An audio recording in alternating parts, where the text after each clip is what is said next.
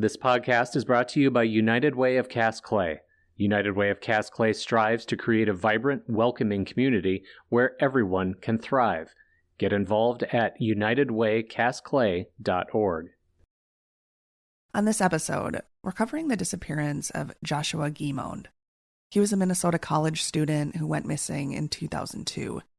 His story is back in the headlines after the Stearns County Sheriff's Office recently released 28 photos discovered on his computer years ago. The photo release came just days before an Unsolved Mysteries episode about the Joshua Guimond case aired on Netflix. Since the photos were made public, the Sheriff's Office has seen more leads than ever before. By far. That seems like good news, but we're asking the question, why now? With the images proving to be valuable to the investigation, and the knowledge that they've had them for quite some time, why did the Stearns County Sheriff's Office choose to sit on the photos until the release of the Unsolved Mysteries show? Do you think that if you would have released these photos quite a while ago, you could have been maybe ahead of where you are now? I can't answer that. That's something that nobody's able to answer.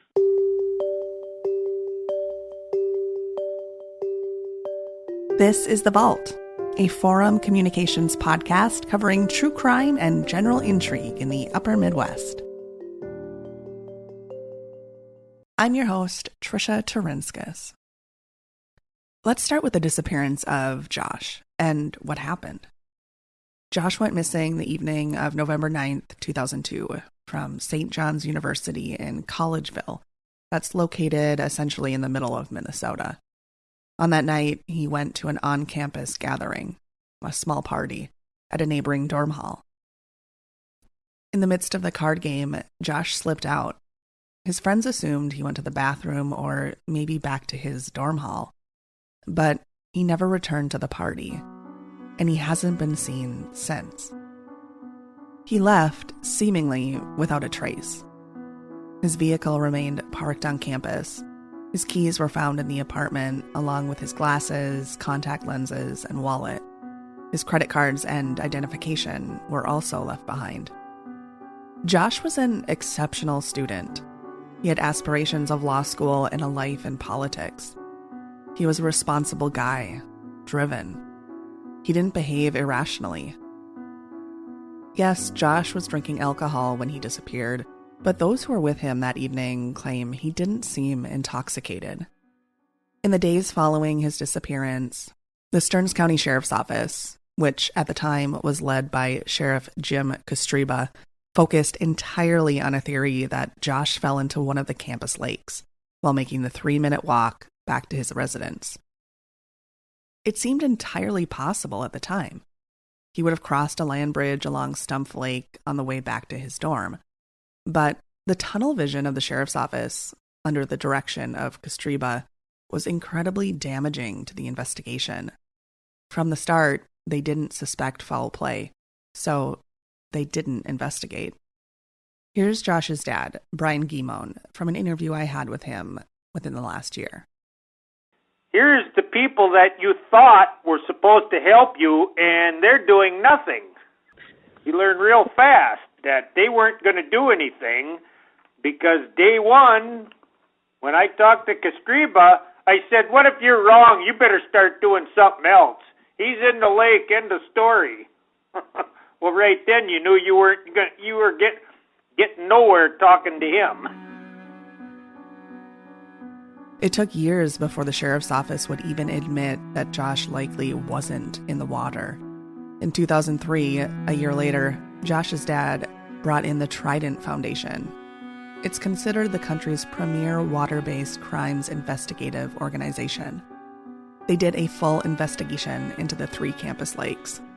Even after Trident cleared the lakes and advised the sheriff's office to focus elsewhere, investigators stuck to their theory. It wasn't until years later that they pivoted and began investigating the likelihood of foul play.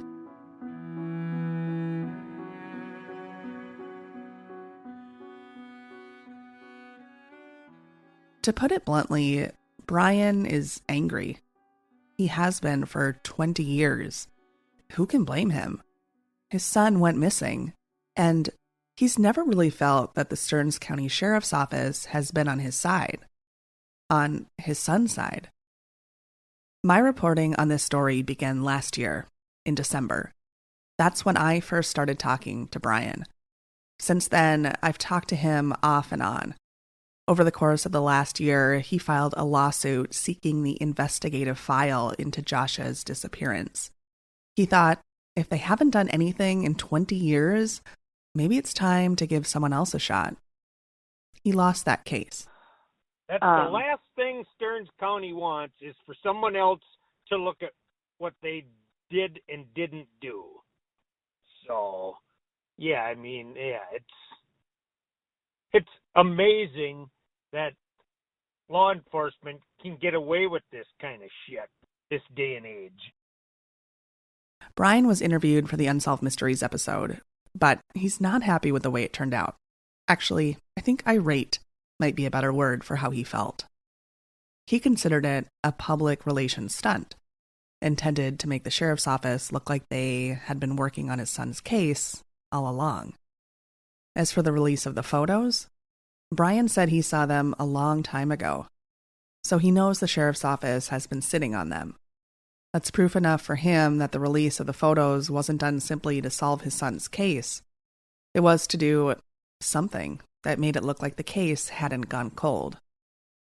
In addition to the images, the Stearns County Sheriff's Office also chose to release information to Unsolved Mysteries that they had previously kept from the public.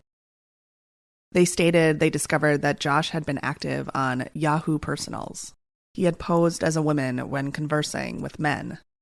The episode also indicated that there was a suspicious vehicle that had been on campus around the time of Joshua's disappearance.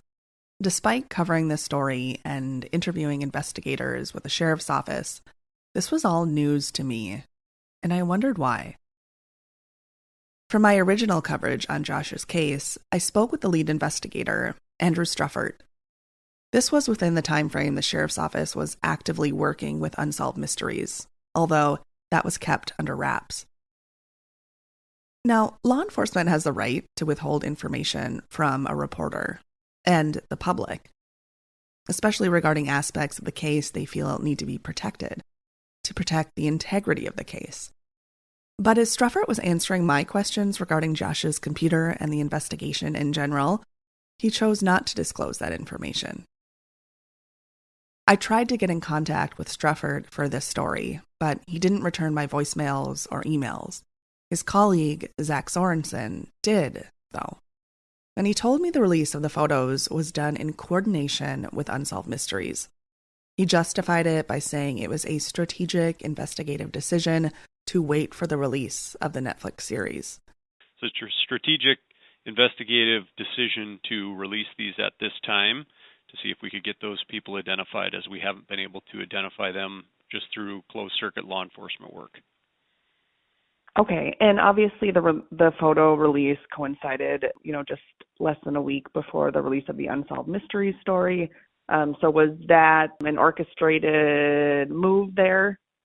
Yep. It was in combination between our organization and the producers of Netflix. Yes.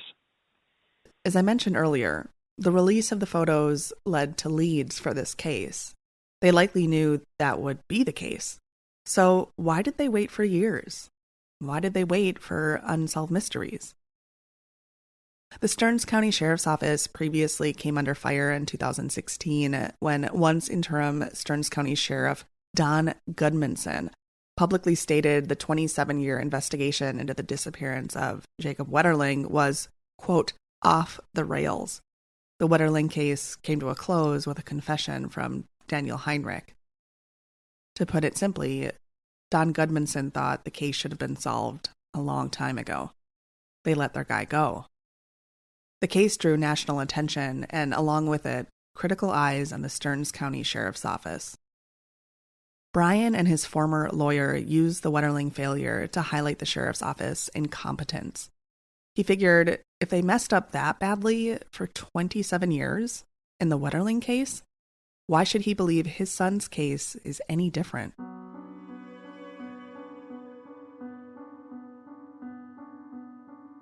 Brian has also questioned whether the Stearns County Sheriff's Office has thoroughly investigated the possible role of St. John's Abbey monks, especially those who have a history of sexual abuse and misconduct.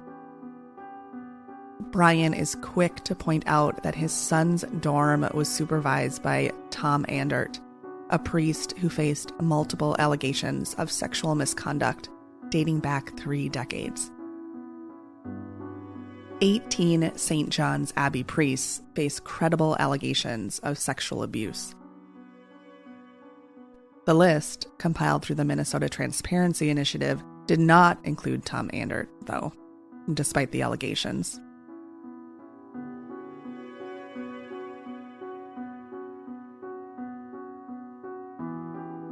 For my original reporting on this story, and to see the images referenced throughout, check out our coverage on Joshua Guimond at inforum.com. Just look for the Vault section.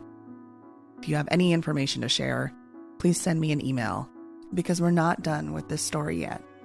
I can be reached at Taurinskis, that's TTAURINSKAS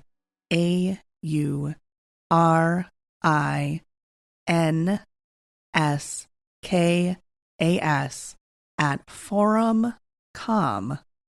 That's FORUMCOMM.com. You've been listening to The Vault, a Forum Communications podcast covering true crime and general intrigue from the Upper Midwest. Unlock more cold cases and crimes from the past at inforum.news/try. Get your first 3 months of unlimited access to our entire news network for only 99 cents a month. Visit inforum.news/try to take advantage of this deal.